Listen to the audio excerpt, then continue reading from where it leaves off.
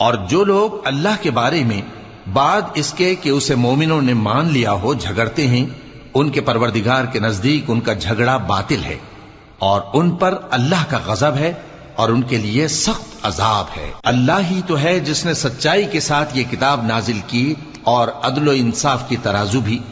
اور تم کو کیا معلوم، شاید قیامت قریب ہی آ پہنچی ہو۔ جو لوگ اس پر یعنی قیامت پر ایمان نہیں رکھتے وہ اس کے لیے جلدی مچا رہے ہیں، اور جو مومن ہیں وہ اس سے ڈرتے ہیں اور جانتے ہیں کہ وہ یقینی ہے۔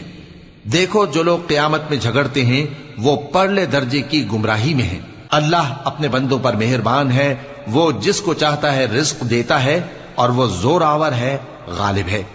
جو شخص آخرت کی کھیتی کا طالب ہو اس کے لیے ہم اس کی کھیتی میں اضافہ کریں گے، اور جو دنیا کی کھیتی کا طلبگار ہو اس کو ہم اسی میں سے کچھ دیں گے، اور اس کا آخرت میں کچھ حصہ